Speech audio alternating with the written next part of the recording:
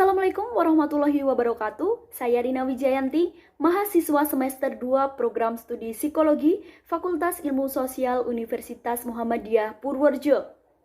Melalui video ini saya akan menganalisis kasus pelanggaran kode etik profesi yang ada di Indonesia. Oke, kita mulai dengan sebuah pertanyaan. Pernahkah kalian mendengar kasus pelanggaran kode etik profesi yang dilakukan oleh Deddy Susanto yang katanya seorang dokter psikolog? Apakah Deddy Susanto benar-benar seorang psikolog? Kalau memang benar, mengapa Deddy Susanto dikatakan melanggar kode etik profesi? Baik, sebelum kita bahas lebih jauh mengenai kasus Deddy Susanto, berikut saya jelaskan gambaran singkat kasus Deddy Susanto. Deddy Susanto dikenal oleh pengikutnya melalui media sosial sebagai dokter psikolog dan terapis handal dalam menyembuhkan luka batin. Dengan lisensinya yang diragukan, juga surat izin praktik psikologi yang dipertanyakan lantaran tidak terdaftar di Himpunan Psikologi Indonesia atau HIMSI.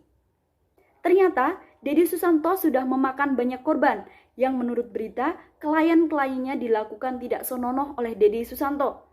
Yang beritanya dikutip dari liputan6.com, Jakarta, Minggu 16 Februari 2020. Berawal dari selebgram Revina VT, mengungkap bahwa Deddy Susanto kerap mengajak pasiennya untuk melakukan terapi di kamar hotel. Lewat unggahan Revina, memaparkan bahwa sang psikolog bukan mengobati pasien, justru ia melakukan tindakan asusila. Oke, akan saya jelaskan satu persatu di mana pelanggaran kode etik yang dilakukan oleh Deddy Susanto. Apakah Deddy Susanto benar-benar seorang psikolog? Deddy Susanto bukan seorang psikolog, karena dalam dunia psikologi di Indonesia dikenal istilah psikolog dan ilmuwan psikologi. Psikolog adalah lulusan pendidikan profesi yang berkaitan dengan praktik psikologi dengan latar belakang pendidikan S1 psikologi plus pendidikan profesi psikologi menurut kurikulum lama dan S2 magister psikologi profesi menurut kurikulum baru. Ilmuwan psikologi adalah ahli dalam bidang psikologi dengan latar belakang pendidikan S1, S2, dan S3 psikologi non-profesi. Menurut Kode Etik Psikologi Indonesia yang disusun oleh Himpunan Psikologi Indonesia atau HIMSI, psikolog dan ilmuwan psikologi memiliki kewenangan yang berbeda.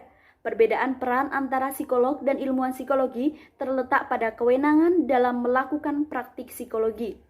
Hanya psikolog yang memiliki izin praktiklah yang berwenang untuk melakukan praktik psikologi, terutama yang berkaitan dengan asesmen dan intervensi psikologi. Sedangkan ilmuwan psikologi tidak memiliki kewenangan untuk melakukan praktik psikologi tersebut. Untuk mengetahui lebih detail mengenai perbedaan peran dan kewenangan antara psikolog dan ilmuwan psikologi, dapat dilihat dan dicermati pada pasal 1 ayat 3 dan pasal 4 serta pasal 7 ayat 1 dan 2 dalam buku Kode Etik Psikologi Indonesia. Untuk latar belakang pendidikan Deddy Susanto yang dikutip dari laman resmi Dikti, Deddy Susanto memiliki 3 gelar dalam bidang yang berbeda. Untuk jenjang S1, Deddy Susanto menyebat gelar sarjana ekonomi dari Institut Teknologi dan Bisnis Kalbis dan gelar sarjana psikologi dari Universitas Persada Indonesia YAI. Kemudian, untuk jenjang S2, Deddy Susanto memperoleh gelar Magister Manajemen dari Sekolah Tinggi Manajemen PPM. Selanjutnya, untuk jenjang S3, Deddy Susanto menyebat gelar Doktor Psikologi dari Universitas Persada Indonesia YAI.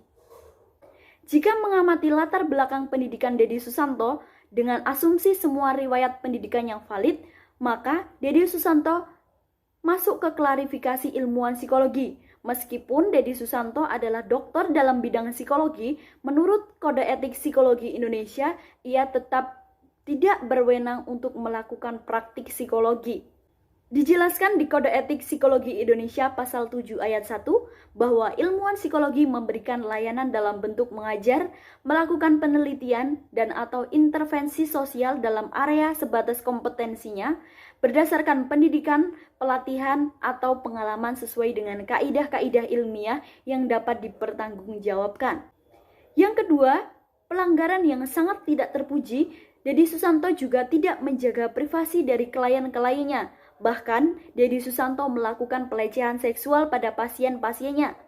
Bermula dari ajakan kolaborasi Deddy Susanto kepada Revina VT, diskusi awal di antara mereka justru membuat Revina memunculkan pertanyaan kritis. Benarkah Deddy Susanto seorang psikolog? Apakah benar legitimasi Deddy Susanto melakukan terapi psikologi? Revina mengunggah keraguannya tersebut ke dalam fitur story-nya. Dengan jumlah pengikut mencapai 637.000 akun, unggahan tersebut menjadi viral. Hal yang tidak disangka-sangka kemudian terjadi. Banyak pengikut Revina yang merespon unggahan tersebut dengan menceritakan pengalaman buruk mereka bersama Deddy Susanto. Isu kemudian berkembang ke arah dugaan pelecehan seksual yang dilakukan oleh Deddy Susanto terhadap sejumlah perempuan yang mengikuti terapisnya. Oke teman-teman, jadi dapat disimpulkan Deddy Susanto melanggar kode etik profesi psikologi pasal 44 dalam Kode Etik Psikologi Indonesia tentang keakraban seksual dengan peserta pendidikan dan atau pelatihan atau orang yang disupervisi.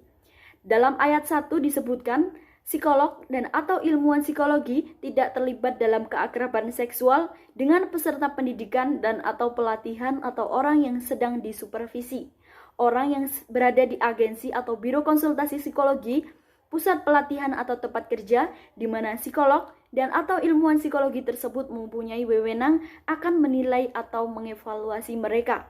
Jadi, pesan buat teman-teman bahwa dalam mencari layanan psikologi, kita harus memperhatikan lisensi dan latar belakang psikolog yang akan kita pakai jasanya.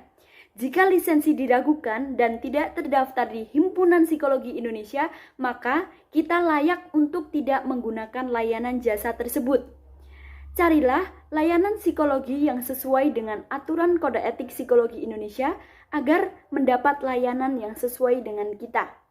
Sekian analisis kasus pelanggaran kode etik profesi dari saya Rina Wijayanti. Wassalamualaikum warahmatullahi wabarakatuh.